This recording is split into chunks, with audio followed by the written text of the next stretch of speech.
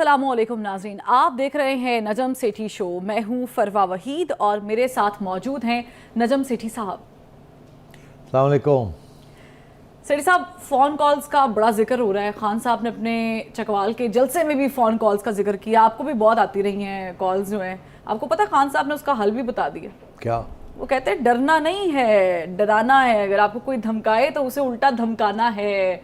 ये तो फॉर्मूला आपके लिए भी है तो और भी लोगों के लिए पेश कर दिया। फरवा, मुझे तो कोई फ़ोन कॉल नहीं आई। अलबत्ता प्रोड्यूसर्स को आती हैं, मालकान को आती हैं और कुछ जर्नलिस्ट को भी आती होंगी। मुझे कभी किसी इदारे से या किसी और से कभी कोई फ़ोन कॉल नहीं आई। तो पहली बात तो ये मैं वाज़े कर दूँ। अब वो क्यों नहीं आई, वो खुद ही आप सोच लें क्यों नहीं आई। दूसरी बात ये है कि जिसका हवाला वो दे रहे हैं वो मुख्तलिफ़ किस्म की फ़ोन कॉल्स की बात कर रहे हैं। वो जो सहाफ़ियों को जो फ़ोन कॉल्स जाती हैं उसके ज़िक्र नहीं कर रहे। वो ज़िक्र कर रहे हैं वो फ़ोन कॉल्स जो MNAs MPAs को जाती हैं, जिसके ज़रिए MNAs MPAs इधर के उधर हो जाते हैं। और खान साहब एक्सपर्ट हैं इस चीज़ में, क्योंकि खान साहब के ज़माने में इसी किस्म की फ़ोन कॉल्स जाती थी जजेस को और नैब वालों को कि जी फ़लाने को अंदर कर दो, फ़लाने को बाहर निकाल दो। और वो क्या नाम था उनका, वो जो अकाउंटेबिलिटी के हेड थे, शहजाद अकबर साहब। वो हर दूसरे दिन या FIA में बैठे होते थे या नैब में बैठे होते थे। तो मतलब वो क्या करने जाते थे वहाँ। फिर एक स्टेज ऐसी आई कि उनको FIA का इंचार्ज बना दिया खान साहब ने। हालांकि वो इंटीरियर मिनिस्ट्री के अंदर आता है, तो इनको एक इंटीरियर मिनिस्ट्री के अंदर एक ओहदा देकर इनको FIA का इंचार्ज बना दिया। तो फ़ोन कॉल्स तो इदारों से आती थी या प्रेस एंड इंफॉर्मेशन डिपार्टमेंट से आती थी। प्रेस एंड इंफॉर्मेशन डिपार्टमेंट का हमारे साथ तल्लुक़ है, इदारों का हमारे साथ तल्लुक़ नहीं। इदारे जर्नलिस्ट को नहीं फ़ोन करते। फ़र्क है कॉल। अच्छा, तो अब बात यह है कि खान साहब जो कह रहे हैं ना कि जी वो आपको अगर फ़ोन कॉल आए तो आप आंखें दिखाएं और वापस आप उनको गाली गलौज कर दें। दरअसल हवाला वो दे रहे हैं कि आजकल बात चल रही है कि पंजाब के अंदर कोई तब्दीली आने वाली है। नून लीग की तरफ से भी ये बात चल रही है, मरियम की तरफ से, नवाज शरीफ की तरफ से भी ये इसका हवाला दिया गया। ख्वाजा आसिफ ने भी इस किस्म की बात की है। साद रफ़ीक साहब भी कह रहे हैं कि हाँ ये है वो है। वहाँ लंदन में भी गुफ्तगू, और लंदन में भी गुफ्तगू हो रही है इन चीज़ों के ऊपर। ऊपर से मैं भी कह रहा हूँ कि जी कुछ ना कुछ तो हो जा रहा है। काफ़ी देर पहले से कह रहे हैं और मैं काफ़ी देर पहले से कह रहा हूँ।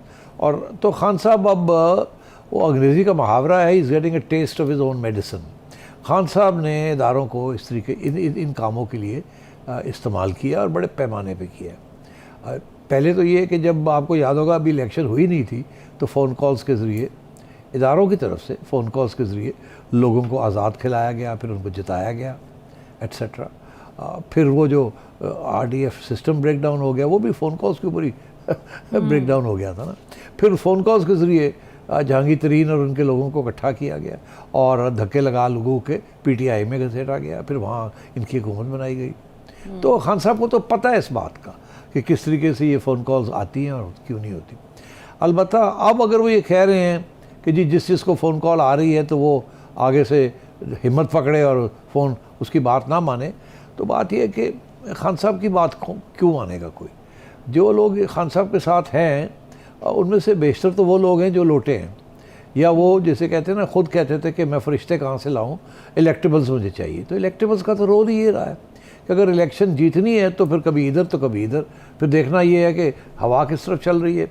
और हमेशा पंजाब, ख़ुसूसन पंजाब के अंदर वो जो इलेक्टेबल है वो देखने हैं इस्टेब्लिशमेंट कहाँ खड़ी है, किस जमात के साथ इस्टेब्लिशमेंट है। क्योंकि यहाँ तारीख सदियों से जो पहले ब्रिटिश कॉलोनियल एडमिनिस्ट्रेशन थी, फिर ब्यूरोक्रेसी, सिविल सर्वेंट, फिर अब इस्टेब्लिशमेंट जिसको हम कहते हैं, तो जिसके साथ इस्टेब्लिशमेंट होती है तो हमारी तारीख में यही कहा गया कि जिसके साथ इस्टेब्लिशमेंट खड़ी है वही जीतेंगे इलेक्शन। तो अगर इस्टेब्लिशमेंट की तरफ से कोई फ़ोन कॉल्स जा रही हैं तो वो जिनको वो जा रही हैं वो तो बड़े गौर से सुनेंगे, उनको ना नहीं करेंगे। इनफैक्ट मेरा ख्याल है वो ये समझेंगे इसका ये मतलब है कि खान साहब के ख़िलाफ़ हो गई इस्टेब्लिशमेंट। तो खान साहब को तकलीफ़ तो हो रही है, मगर मैं वही कहता हूँ कि what goes round comes round. Khan साहब कहते हैं कि जी आप वापस आंखें निकालें। तो सबसे पहली बात तो ये है कि खान साहब ख़ुद आजकल नाम नहीं ले रहे। क्या हो गया? मिस्टर एक्स और मिस्टर वाई, मिस्टर ए और मिस्टर बी, ये क्या बात हुई? वो मरियम सही कहती है ना कि भाई तुम्हारे में इतने गट्स हैं, लोगों को तुम कह रहे हो कि खड़े हो जाओ और जवाब दो, तो तुम खुद क्यों नहीं नाम लेते? बात करो ना खुल के, फिर तो क्यों तुम छुपते फिरते हो? तो मरियम ने तो बात बिल्कुल सही कही है। तो ये है। नाम तो सेठ साहब कोई भी नहीं लेता, कोई क्या लकब से नवाज देता है, कोई क्या कहता है, कोई क्या कहता है। नहीं, देखिए बात ये है कि मरियम नवाज शरीफ ने और नवाज शरीफ साहब ने तो एक वक्त नाम तो लिए थे ना, और फिर और वही इनके ख़िलाफ़ पीटीआई का प्रोपेगेंडा है, मगर उन्होंने कोई गैर आइनी बात नहीं कही थी। नाम लेना एक बात है, गैर आइनी बात करना दूसरी बात है। खान साहब को दिलचस्पी है कि नाम लिए बगैर वो जिनकी तरफ इशारा कर रहे हैं उनको कह रहे हैं गैर आइनी काम करें आप। तो ये फ़र्क है दोनों चीज़ों में। तो मरियम ये कह रही है कि गैर आइनी काम ना करवाएं, और अगर आपको तकलीफ़ है किसी से तो नाम लें। और अपने रैंक एंड फाइल को क्यों कहते हैं नाम लें? उनको क्यों कहते हैं खड़े हो जाए? खुद तो खड़े हों। तो आजकल स्पेशली खान साहब के ऊपर काफ़ी प्रेशर है। आपके मुताबिक फ्रस्ट्रेशन है? तो फ्रस्ट्रेशन है, डेस्परेशन है, और इनकी जो ख्याल था कि ये शायद इस्टेब्लिशमेंट को डिवाइड कर दें और इनके हक़ में कोई फ़ैसले हो जाएं, वो हो नहीं रहा है। इसलिए खान साहब बड़े परेशान लग रहे हैं और अब धमकियों की तरफ आ गए हैं। आपने बीच में देखा था कि थोड़े से सॉफ्ट हो गए थे, फिर अब हार्ड हो रहे हैं, इसलिए बिकॉज जो इन्होंने अपने डिमांड्स सामने रखे हैं इस्टेब्लिशमेंट वो मानने के लिए तैयार नहीं है। ठीक है, लेकिन आज सेठ साहब अदालती कार्रवाइयाँ भी हुई हैं, कुछ उनका भी जिक्र कर लेते हैं। एवनफील्ड रेफरेंस में सज़ा के ख़िलाफ़ आज इस्लामाबाद हाई कोर्ट में समाअत हुई, जिसमें मरीम नवाज़ पेश हुई और उन्होंने कन्वेंशनल मीडिया से भी गुफ्तगू की और दलाइल भी हुए इस समाअत के दौरान। लेकिन बारे सबूत अब नैब ने देना है। अदालत ने नैब को ये कहा है कि अब आपने ये सब पेश करना है, सबूत पेश करने हैं।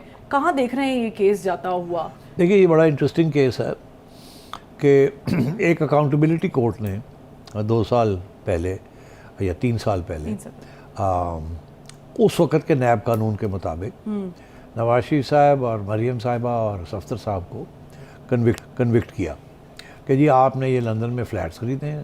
नवाज शरीफ साहब आपका पैसा था, उसकी वजह से ये लंदन फ़्लैट्स ख़रीदे गए, और उसमें फिर मरियम का भी एक असिस्टेंस थी या उसका भी एक रोल था। तो उस रोल के ऊपर कि ये इसका भी हिस्सा था, एक हिस्सेदार थी ये। तो आप उस वक़्त का ये सब कानून था कि आप बताएं कि आपने कैसे आप हिस्सेदार नहीं थे।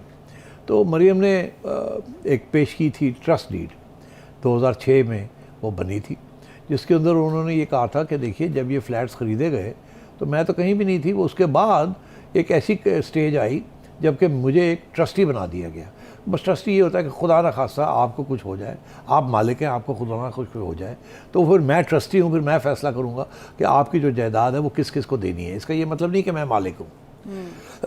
तो उस वक़्त के जो नैब की अदालत थी, उसने अकाउंटेबिलिटी कोर्ट ने ये कहा था कि नहीं, जिस ट्रस्ट डीड जो आपने हमें दिखाई है ये तो 2006 में नहीं हुई, ये 2009, 2014, 15, 16 में, या जब हमने आप पे केस किया तो आपने फिर बैकडेट करके ये बना लिए और हकीकी तौर पे आप हिस्सेदार हैं। तो उसमें सबूत ये दिया गया था नैब की तरफ से कि ट्रस्ट डीड जो है वो जिस टाइपराइटर के ऊपर फ़ॉन्ट में जिसमें वो लिखी गई है, उस वक़्त 2006 में वो फ़ॉन्ट जो है, स्टाइल जो है वो वो वजूद में नहीं था। तो इसका ये मतलब है कि आपने ये जाली बनाई है और आपने आप बनाई है, क्योंकि अब फ़ॉन्ट वो अवेलेबल है। और उस वक़्त जो जिस एक्सपर्ट को लेके आए थे नैब, उस बंदे ने ये कहा था कि हाँ मैं ये कहता हूँ कि 2006 में ये फ़ॉन्ट नहीं था। फिर उसको जब पूछा गया कि तुम एक्सपर्ट हो इन चीज़ों के, तो उसने कहा नहीं मैं एक्सपर्ट तो नहीं हूँ। तो मगर उस वक़्त अदालत का तो एक्सपर्ट आए या नहीं है, ऐसी तो तेरी गल है कि मोड़ ला के चलो जी कन्विक्शन कर दी। तो वो अब चैलेंज हुई हुई है। और अब सूरत हाल ये है कि अब जो इस किस्म के सवाल किए जा रहे हैं, अब वो ये किए जा रहे हैं कि जी बात ये है कि अगर वो आपका नैब का केस जो है वो सिर्फ एक मरियम के ख़िलाफ़ और सफदर के ख़िलाफ़ एक ट्रस्ट डीड के ऊपर है, जिसके ऊपर आप कहते हैं कि ये फ़ॉन्ट है जो कि उस वक़्त वजूद में नहीं था, और वो भी एक बंदा है जो कहता है मैं एक्सपर्ट नहीं हूँ, उसकी कन्विक्शन दी है। एक तो ये, और इसके अलावा आपके पास क्या है? क्या आपके पास कोई सबूत है इसके अलावा कि मरियम ने कोई उसके अंदर हिस्सा था या कोई इस किस्म की चीज़, या नवाज शरीफ ने वो ख़रीदे थे? तो क्योंकि और फिर उसके बाद उन्होंने अदालत ने आज एक नई इंटरेस्टिंग बात कर दी। उन्होंने नैब को तो ठीक ठाक खड़काया है। उन्होंने कहा कि तुम पहले तो ये तुम कहते हो कि मरियम का हिस्सा था नवाज शरीफ की जायदाद में, तो पहले तो ये प्रूव करो कि वो नवाज शरीफ की जायदाद है भी कि नहीं, क्योंकि नवाज शरीफ तो कहता है मेरी जायदाद ही नहीं है। तो अगर उसकी जायदाद नहीं है वो एवनफील्ड रेफरेंस, उसने अपने पैसे से नहीं खरीदा, तो फिर मरियम की तो बात बाद में आती है। पहले तो नवाज शरीफ का प्रूव करो, फिर उसके बाद प्रूव करो कि मरियम का भी उसमें हिस्सा है। तो आप मरियम पे आ गए हैं तो नवाज शरीफ को पहले वो प्रूव करो।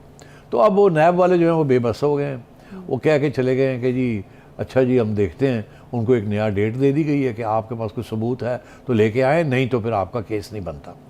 एक्चुअली केस उस वक्त भी नहीं बनता था, मगर उस वक्त नैब जो थी वो इमरान खान साहब के हवाले थी, और उस वक्त के चेयरमैन नैब जो थे वो ब्लैकमेल हो रहे थे, आपको सबको पता ही है। और उनको जो हुक्म दिया जा रहा था उसके मुताबिक वो लोगों को पकड़ पकड़ के दकड़ करके अंदर कर रहे थे, और फिर 9-9 महीने 8-8 महीने जेलों में रख के फिर वो अदालतें उनको छोड़ रही थी। ये एक विक्टिमाइजेशन थी, विच हंट थी, जिसको मर्जी जो आप कह लें। तो अब सूरत हाल ये है कि दो चीज़ें होगी ना, एक तो वो ब्लैकमेलिंग चेयरमैन की छुट्टी होगी, जो ब्लैकमेल्ड हो रहा था चेयरमैन वो छुट्टी होगी, जो बंदा उसको ब्लैकमेल कर रहा था इमरान खान उसकी भी छुट्टी होगी, और ऊपर से नैब के कानून के अंदर भी तरमीम होगी। पहले कानून ये कहता था फरवा कि तुम्हें मैं पूछता हूँ कि तुम्हारे पास इतनी अच्छी कमीज़ें कहाँ से आती हैं, तुम्हारे पास पैसा कहाँ से आया ये कमीज़ें ख़रीदने का, इसका मतलब है कि तुम करप्ट हो। तो आज का जो कानून है वो ये कहता है कि आप मुझे पूछती हैं कि अगर मैं करप्ट हूँ तो आप प्रूव करें ना कि मेरे पास कोई पैसा आया कहीं जाली जगह से। पहले ये था कि आप प्रूव करें कि आपके पास पैसा जो है वो कहाँ से आया और कहाँ नहीं आया। इल्ज़ाम भी मुझ पे और साबित भी मैंने करना। साबित आपने करना है इल्ज़ाम आपका। अब ये है कि इल्ज़ाम मैंने लगाया तो मैंने साबित करना है, तो कानून भी अब तब्दील हो गया। तो उस सूरत में इसीलिए भी आपने देखा कि 50 के करीब नैब के रेफरेंसेस जो लोगों के ख़िलाफ़ थे, जिसमें सीनियर पॉलिटिशियंस भी थे, नून लीग के और साबिक वज़ीर आज़म पीपीपी के, उनके खिलाफ जो रेफरेंसेस दायर किए गए थे उसमें यही था कि आप प्रूव करें कि आप चोर नहीं हैं। ऐसे है कि जी तुम चोर हो, तुम कहती हो मैं तो चोर नहीं हूँ, अच्छा जी सबूत दें आप चोर नहीं हैं। अब ये है आप चोर हो, तुम कहती हो मैं चोर नहीं हूँ, मुझे सबूत दें कि मैं चोर हूँ, तो मैं कहता हूँ वो तो मेरे को कोई नहीं है सबूत, मुझे तो आप शक्ल से ही चोर लगती हैं, इससे ज़्यादा मेरे पास कोई सबूत नहीं। तो अब कानून भी बदल गया है, सियासी हालात भी बदल गए हैं, नैब के अंदर भी तब्दीलियाँ हो गई हैं। तो अब आप समझें कि पहली स्टेज पे मेरी प्रेडिक्शन ये है कि मरियम साहिबा का ये केस फ़ारग हो जाएगा, मरियम की एक्विटल ख़त्म हो जाएगी, मरियम को पासपोर्ट उसका वापस मिल जाएगा, मरियम बाहर चली जाएंगी कुछ अरसे के लिए, उनकी जेन्युइनली कुछ हेल्थ इश्यूज़ हैं, और ज़ाहिर है उसके अलावा भी सियासी तौर पे भी वो अपने वालिद से मिलना चाहेंगे। उसके बाद नवाज शरीफ साहब वापस आएंगे, जब वापस आएंगे तो उन्हें प्रोटेक्टिव बेल लेंगे, मरीम नवाज साहिबा साथ लेकर आएंगी, उनके फिर प्रोटेक्टिव बेल मिलेगी उन्हें, फिर वो अदालत में जाएंगे, फिर नैब को बुलाया जाएगा, नैब आएगी, नैब को पूछा जाएगा जी सबूत दें कि ये एवनफील्ड जो केस पैसे थे वो नवाज शरीफ के थे, और तो वो नैब के पास सबूत कोई नहीं है, तो फिर नवाज शरीफ साहब को ये केस ख़त्म हो जाएगा। इसी तरीके के साथ वो जो दूसरा केस है नवाज शरीफ साहब का अजीज़िया वाला, उसमें भी बड़ी दिलचस्प बात है। उससे नवाज शरीफ साहब को कहा कि ये जो स्टील मिल है सऊदी अरेबिया में, ये इसके पैसे कहाँ से आए आप बताएं। उन्हें कहा जी मैनू नहीं पता, मेरे प्यो की हैगी सी, वो फौत हो गए ने, उन्होंने पूछो जाके तुसी, तो मैनू क्यों पूछते, मेरा तो कोई रोल ही नहीं है, अगर है तो दसो की है। और नहीं है किस तरह हो सकता, तो क्योंकि तुम्हारे वालिद साहब ने ये की थी और तुम उनके साहिबजादे हो तो तुम्हें पता होना चाहिए था, तुम्हारा भी उसमें हिस्सा था, और हमें नहीं पता चला वो पैसे वहाँ का कैसे गए और क्या हुआ, तो इसलिए आपको भी हमने सज़ा दे दी। अब वो भी जाके वो भी सज़ा ख़त्म हो जाएगी। तो मियाँ साहब के ख़िलाफ़ अब 3 चीज़ें हैं। एक ये उनकी डिस्क्वालिफ़िकेशन इकामा वाली, कि जी आपने एक इनकम थी आपके पास और वो इनकम आपने ली नहीं, मगर फिर भी नहीं भी ली तो दिखानी चाहिए थी कि आपने आगे जाके लेनी है, तो उसके ऊपर उन्होंने मियाँ साहब को डिस्क्वालीफाई कर दिया कि तुम सादिक और अमीन नहीं हो। एक वो केस है, एक केस है अजीज़िया वाला स्टील मिल्स वाला, और एक केस है एवनफील्ड वाला। ये दो तो फ़ारग हो जाएंगे अगले 3 महीने के अंदर अंदर, ये केसेस फ़ारग हैं, मियाँ साहब वापस आ जाएंगे, फिर कन्विक्शन रहेगी वो वाली। मगर अब बड़ी इंटरेस्टिंग बात है तुम्हें बताऊँ, क्या वो कन्विक्शन है डीम्ड इनकम वाली, कि जी एक इनकम थी जो आपको आनी थी मगर आपने वो इनकम डिक्लेयर नहीं की, वो आपका एक असासा था, इसी के ऊपर उनको अंदर किया था ना, डिस्क्वालीफाई किया। अब बड़ी इंटरेस्टिंग चीज़ है, FBI कहता है, खुद कह रहा है अदालत के अंदर कि हाँ जी मानते हैं कि जो इनकम आपने अभी, फॉर एग्ज़ाम्पल रेंट है, आपके पास 2 घर हैं, आप एक घर में रहती हैं, एक घर आपने किराए पे चढ़ाया है, ठीक, और 1 साल के लिए वो किराए पे नहीं चढ़ा। एफईआर कहता है कि हमारा आपका ये घर है, ये खाली तो नहीं पड़ा हुआ, इस पे तो आपको रेंट आ रही होगी, तो आप हम समझते हैं कि इसकी रेंट जो है वो 2 लाख रुपए महीना है, तो साल की ये होगी 24 लाख। 24 लाख के ऊपर हमने आपको 5 लाख का टैक्स लगा दिया। तो आप कहती है मगर मैंने तो किराए पे नहीं चढ़ाया। वो कहने लगे कमाल हो गया, अगर आप किराए पे चढ़ाते तो आपकी ये इनकम होती, अगर वो आपकी इनकम होती तो उसके ऊपर 20% टैक्स बनता है। तो ये भी अब हाई कोर्ट में चैलेंज हो गया है, डीम्ड इनकम, कि ये इनकम आनी थी जो आई नहीं, मगर हम उसके ऊपर भी अभी टैक्स लगा रहे हैं, डीम्ड इनकम। तो वो भी मेरे ख्याल छुट्टी हो रही है, ये जो पोजीशन है डीम्ड इनकम की, इसके ऊपर भी क्लैरिटी आ रही है। 100% मैं आपको आज लिख के दे रहा हूँ कि वो जो डिस्क्वालिफिकेशन है वो भी चैलेंज होगी, और ये सुप्रीम कोर्ट को रिविज़िट करना पड़ेगा ये सारा केस, डीम्ड इनकम वाला केस और इकामे वाला केस। इससे बड़ी नाइंसाफ़ी इस मुल्क में नहीं हुई। भुट्टो साहब के साथ हुई थी, उसके बाद ये सबसे बड़ी नाइंसाफ़ी हुई है, जो कि एक चीफ़ जस्टिस और एक बनने वाला चीफ़ जस्टिस दोनों ने मिल के ये इस किस्म की हरकत की थी, कंडेमनेबल इन द एक्सट्रीम। ये सब साफ़ हो जाएगा, आप देखिएगा। लेकिन जैसे इस पे एक अहम सवाल ये है कि 4 साल से जो साख बनाई गई थी, एक मोअज़्ज़ज़ इदारा है, ज़ाहिर है मैं तो नाम नहीं लूँगी, लेकिन उन्होंने अगर इस तरह का फ़ैसला दे दिया तो फिर बहुत सारे सवालात खड़े हो जाएंगे। लेकिन एक ब्रेक के बाद हम इस पे आपका तज्ज़िया हासिल करते हैं, हमारे साथ रहिएगा।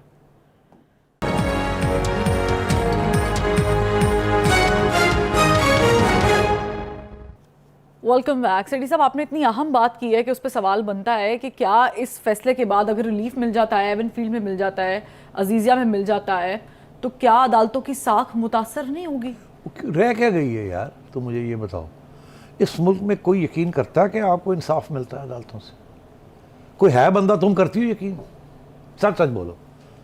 नहीं, मुझे सिस्टम पे तो ज़ाहिर है रिलाई नहीं कर सकते आप बहुत ज़्यादा, तो जिस मुल्क में आप रहते हैं। मैं कहता हूँ मुझे बिल्कुल कोई उम्मीद नहीं है कि सियासी तौर पे इस मुल्क के अंदर कभी किसी को इंसाफ मिला हो।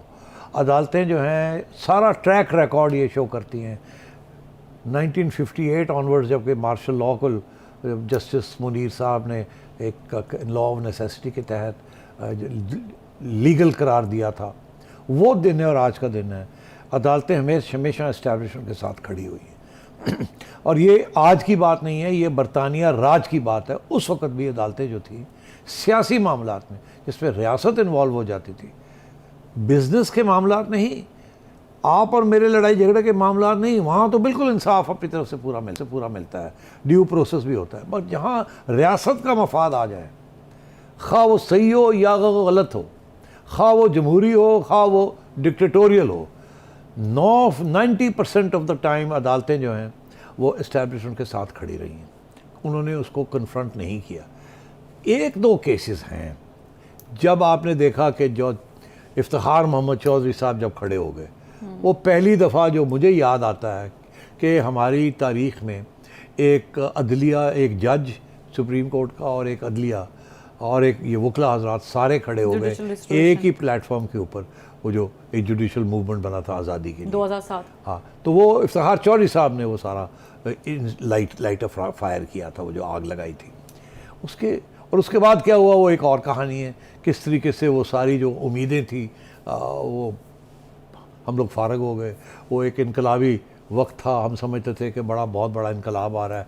दरअसल इनकलाब क्या आया उसके बाद तो और भी हमने देखा किस किस्म के चीफ जस्टिस आए हैं और क्या ये किस किस्म के सियासी फैसले हो रहे हैं इस मुल्क के अंदर, और कितने प्रो इस्टेब्लिशमेंट जुडिशरी की टिल्ट हो गई एक दफ़ा फिर।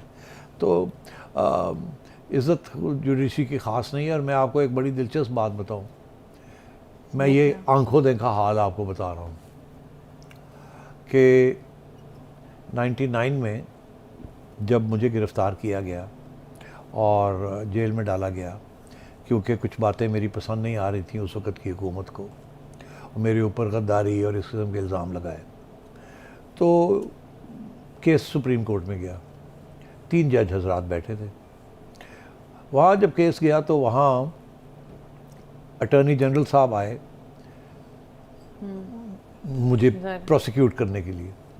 तो बातों बातों में उन्होंने ये कहा वो कहा वो कहा, तो जजेस ने कहा नहीं कोई और बात बताओ, ये तो बात नहीं बन रही जो आप बनाने की कोशिश, कौन सी गद्दारी, कौन सा ये, उसने क्या किया, कोई बात नहीं बन रही, तो कुछ और है तो दिखाओ।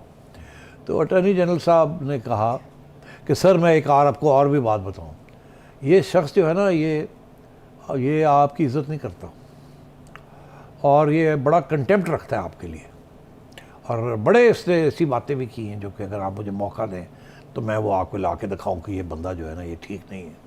इसने जुडिशरी के ख़िलाफ़ भी बड़ी बातें की। तो उनमें से एक जज साहब थे, अब नाम नहीं लेना चाहिए, बड़े सीनियर जज थे, उन्होंने कहा कि अटॉर्नी जनरल साहब मगर हम तो we have contempt for ourselves.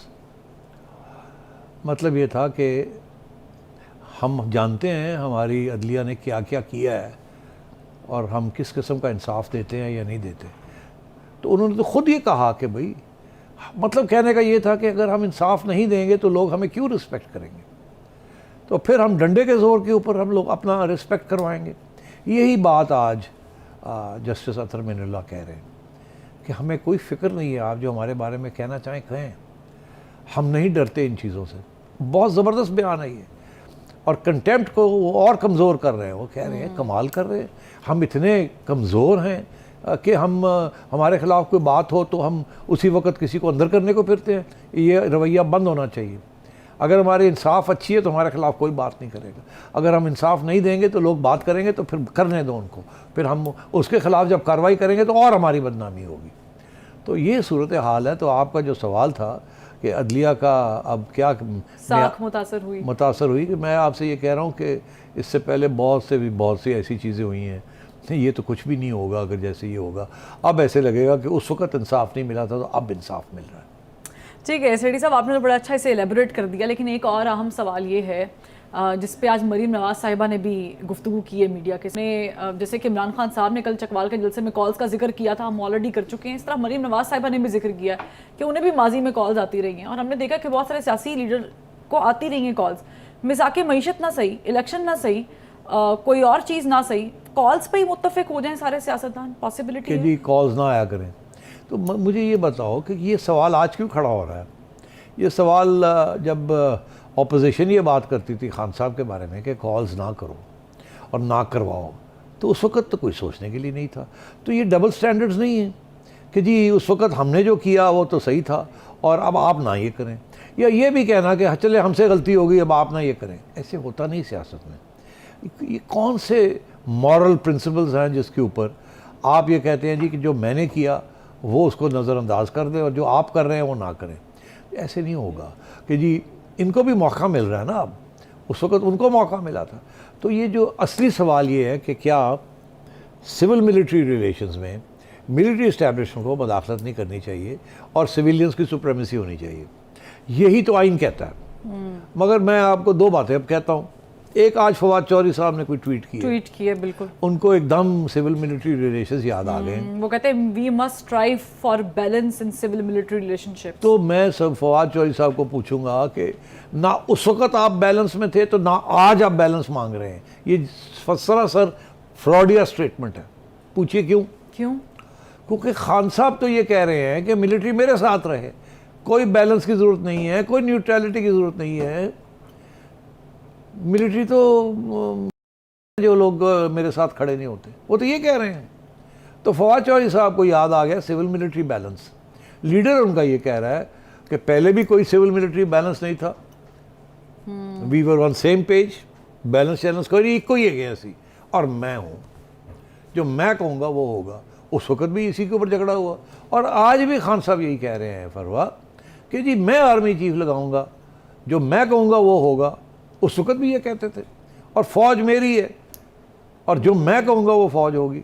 मतलब है फ़ौज को उसने पुलिस फोर्स बनाना है कि जो मेरा हुक्म होगा वो होगा। जो मैं कहूँगा FIR तो FIR काटी जाएगी, मैं कहूँगा डिसअपेयर कर दो तो डिसअपेयर कर देंगे, मैं कहूँगा कि ये करो और मैं कहूँगा वो करो।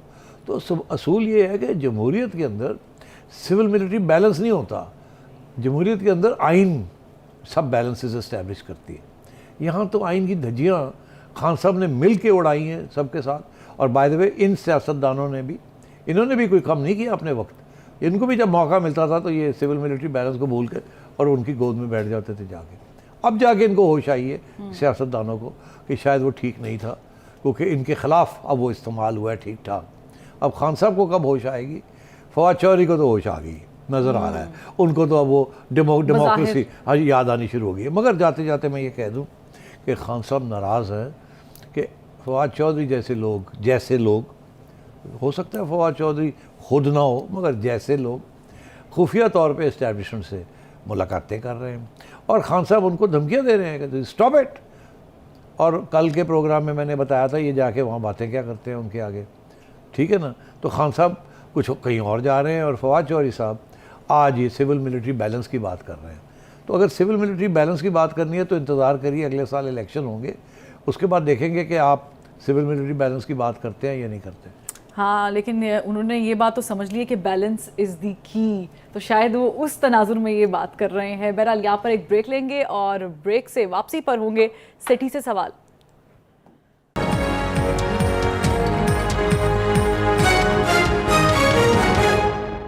ब्रेक के बाद खुशामदीद। सेठी साहब, आपसे सवाल तो करना है अवाम ने, लेकिन उससे पहले मैंने एक सवाल करना है और वो है पंजाब के बारे में। पंजाब के वजीर आला की शिकायतें पाकिस्तान तहरीक इंसाफ के कारकुनान इमरान खान साहब के पास भी लेके गए। डेडलॉक उनका आईजी साहब के साथ वैसे बरकरार है, चीफ सेक्रेटरी साहब वैसे छुट्टी पर, इंतजामिया के साथ इतना क्लैश है, उनकी जो कश्ती आपको लग रहा है कि स्टेबल है या सिंक इन कर जाएगी वो? नहीं, बिल्कुल स्टेबल नहीं है और बड़े हाथ पैर मार रहे हैं। देखिए ना, हुआ ये था, पहले इनकी हुकूमत थी, इन्होंने अपने अफसर लगाया अपने काम के, जो इनके काम करने वाले थे। फिर पीडीएम वालों के आगे हमजा आ गया, उसने उनको निकाल के अपने लोग ले आया। अब ये है कि ये फिर अपने लोग लाने की कोशिश कर रहे हैं।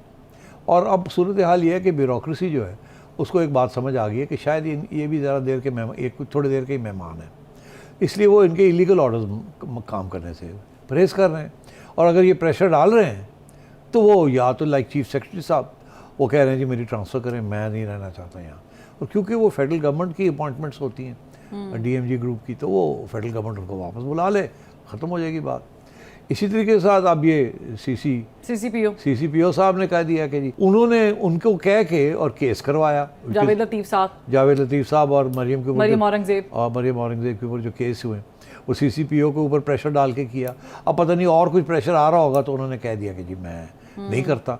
उनको भी फिक्र आ गया कि इनकी छुट्टी हो रही है तो वो जो अगले आएंगे वो मनु टांग देंगे, तो वो पीछे हट गए। अब वो पहले उनसे ये करवाया, वो पीछे हट गए, क्योंकि उन्होंने देखा फेडरल गवर्नमेंट जो है वो तकड़ी, वो उन्होंने वहाँ से और टाइट करना शुरू कर दिया और इनको लग रहा है कि ये जा रहे हैं। ऊपर से क्या हुआ, चौधरी परवेज़ इलाही साहब के अपने लोग जो हैं वो इधर पीटीआई के जो लोग हैं इधर उधर होने शुरू हो गए, जो कि पहले भी खान साहब ने भी कहा कि मिस्टर एक्स और मिस्टर वाई लगे हुए हैं, फ़ोन कॉल्स आ रही हैं, तो चौधरी हजरात परेशान हैं। लेकिन उन्होंने सीसीपीओ को काम जारी रखने की हिदायत की हुई है पंजाब हुकूमत ने। तो वो जो लोग परेशान हो रहे हैं ना चौधरी परवेज़ इलाही, उनकी एडमिनिस्ट्रेशन बात नहीं मान रही, और ख़ुसूसन वो बात जो उनका ख्याल है कि इसका बैकलैश आएगा अगर हमजा की गवर्नमेंट आ गई तो वो फिर हमें नहीं छोड़ेंगे। तो इसलिए किस्म के पेन डाउन किस्म की चीज़ हुई हुई है यहाँ कि हम कोई ऐसा ऑर्डर नहीं फा। और परवेज़ इलाही साहब डेस्परेट हुए हैं, उनको नज़र आ रहा है कि शायद आगे और भी कोई धक्का लगने वाला है, और अगर धक्का लगना है तो फिर अपने आप को मजबूत करना पड़ेगा। मजबूत कैसे किया जाएगा? एडमिनिस्ट्रेशन के साथ, पोस्टिंग्स, ट्रांसफ़र्स, अपने बंदे। तो यहाँ आके प्रॉब्लम आ गया और इसीलिए परेशान है, क्योंकि जो फ़ोन कॉल्स की बात हो रही है वो किसको जा रहे हैं? अगर जा रहे हैं तो वो पीटीआई के लोगों को जा रहे हैं, जहांगीर तरीन साहब को लोगों को घेर रहे हैं। हो सकता है जहांगीर तरीन साहब भी फ़ोन कॉल्स कर रहे हों, बिकॉज मेरा नहीं ख्याल कि ये फ़ोन कॉल्स जो हैं ये किसी एजेंसी की तरफ से आ रही हैं। मेरी इतला के मुताबिक एजेंसियां इतनी केयरफुल हो गई हैं कि वो किसी से बात करने से हर एक से परहेज़ कर रही है कि बात नहीं करनी, क्योंकि ऑर्डर है ना कि स्टे आउट, प्योर न्यूट्रलिटी। मगर इसमें जिन लोगों ने राब्ते करने हैं पीटीए जहांगीर तरीन एंड कंपनी, वो तो करेंगे, मगर तो वो कर भी रहे हैं। और वो इशारा यही होता है कि जब जहांगीर तरीन एक्टिव हो जाता है तो जहांगीर तरीन की तरफ से इशारा होता है कि मेरे पीछे एजेंसियाँ हों या ना हों, जहांगीर तरीन एंड कंपनी जो भी असर रसूख करना चाहता है वो शो यही करता है पीछे साढ़े एस्टैब्लिशमेंट है। अभी मैंने आपको एक्सप्लेन किया बिल्कुल कि जब जो पहले ये वोटिंग शोटिंग का और ये मेंबर ये देखते हैं कि एस्टैब्लिशमेंट कहाँ खड़ी है, तो इसलिए आजकल खान साहब जिस किस्म की बातें कर रहे हैं उसे ऐसे लगता है कि एस्टैब्लिशमेंट खान साहब के साथ नहीं है। अगर खान साहब के साथ नहीं है तो फिर खान साहब के साथ हमें खड़े होने का क्या फ़ायदा। अगर इनकी छुट्टी हो गई है और होनी है तो फिर हम क्यों खड़े रहें। चौधरी साहब, परवेज़ इलाही साहब का भी इसी किस्म के मसले हैं। 2 जगह पे काम हो रहा है, मैं आपको बता दूं, जिसकी वजह से वो बड़े परेशान हैं। एक चौधरी शुजात के ऊपर काम हो रहा है और एक जहांगीर तरीन साहब के ऊपर काम हो रहा है। और अगर ये दोनों काम कामयाब हो गए तो ये गवर्नमेंट नहीं रह सकती चौधरी परवेज़ इलाही की। ठीक है, बड़ा केयरफुल होकर चलना पड़ेगा। सेठी साहब, आपसे सवालात किए हैं कुछ लोगों ने, वो दिखा देते हैं। अस्सलाम वालेकुम सेठी साहब, मेरा नाम इकरा अली है। सेठी साहब, अंदाज़ा लगाया जा रहा है कि 30 अरब डॉलर का नुकसान हो चुका है सैलाब की वजह से, और दूसरी जानिब आलमी बिरादरी से कुछ अमदाद हासिल नहीं है। क्या आपको लगता है कि हम अपने पैरों पे खड़े हो सकेंगे, या इस सब मामले को हल होते हुए हमें कितना अरसा लगेगा? सवाल बड़ा अहम है सेठी साहब। सैलाब की वजह से बहुत सारा नुकसान हो गया है और ज़ाहिर है मुल्क को अपने पाँव पे खड़ा भी होना है। कोई डेडलाइन है कि हम किस तरीके से खड़े हो सकते हैं? या जी देखिए, जो सवाल है वो बड़ा अहम सवाल है कि इतना बड़ा नुकसान हुआ है, 3 करोड़ से ज़्यादा लोग मुतासर हुए हैं और एस्टिमेट्स ये हैं कि कुछ 30 अरब से 20 अरब 30 अरब डॉलर चाहिए होंगे इसके लिए। और सूरत हाल ये है कि 1 अरब डॉलर भी अभी तक इकट्ठा नहीं हुआ। तो ये कैसे इनको वापस इनकी ज़िंदगी इनको दी जाएंगी? मुमकिन नहीं है। ये ना इस हुकूमत के पास पैसा है, ना बाहर से कोई पैसा आने वाला है। तो ये मुझे तो इस बात का अफसोस है कि ये बहुत बड़ा, ये जो एक सैलाब है ये अब कोई अवामी सैलाब बनने जा रहा है। और जैसे जैसे ज़िंदगियाँ बहाल करने की कोशिश की जाएगी और नहीं होंगी, उतना ही गुस्सा आवाम में आएगा और वो किसी वक्त फट सकता है। तो पहली बात तो ये है कि ये एक बड़ी वॉलेटाइल सिचुएशन है। जैसे वोल्केनो नहीं होता फटने, ये वहाँ अभी तो तंग है सारा कुछ, मायूसी है, फिर इसके बाद गुस्सा आएगा, क्योंकि जब नज़र कोई रास्ता नज़र नहीं आएगा तो गुस्सा आएगा। पानी तो चला जाएगा 2-3-4 महीने में, मगर ये घर कौन बनाएगा? ये मवेशी कहाँ से आएंगे? ये कैसे ज़िंदगियाँ बसर करेंगे? सारे शहरों में आएंगे, बेगर्स बन जाएंगे, क्रिमिनलिटी बढ़ जाएगी। और इस हुकूमत के पास पैसे नहीं हैं। ये हुकूमत जो है, या ये जहाज़ों पे पैसे खर्च कर रही है, फाइटर एयरक्राफ्ट के ऊपर, और या ये गोल्फ कोर्सेज़ के ऊपर पैसे खर्च कर रहे हैं, ठीक है। और या ये हमारी जो रूलिंग क्लास है, जेंट्री है, वो फॉरेन हॉलीडेज़ ले रहे हैं, फॉरेन प्रॉपर्टीज़ बना रहे हैं और पैसा यहाँ से बाहर जा रहा है। तो गरीबों का कौन ख्याल करेगा? कोई भी नहीं ख्याल करेगा। तो एक तो ये बहुत अहम सवाल ये है कि गरीब किसी न किसी स्टेज पे फट पड़ेंगे। और हमेशा तारीख़ में ऐसे ही हुआ है कि जब गरीब आवाम को इतना आप पिस जाती है जब, तो फिर किसी न किसी स्टेज पे वो फट पड़ती है। और मैं ये समझता हूँ कि ये वक्त आने वाला है। और इसमें ऐसी जमातें, सियासी जमातें भी हैं जो कि इसका फ़ायदा उठाने की कोशिश करेंगी, और वो मजहबी जमातें होंगी जो इसको, इस गुस्से को चैनल करने की कोशिश करेंगी into an Islamic revolution. Khan साहब भी जो हैं, उन्होंने भी इस्लाम को इस्तेमाल किया है ना।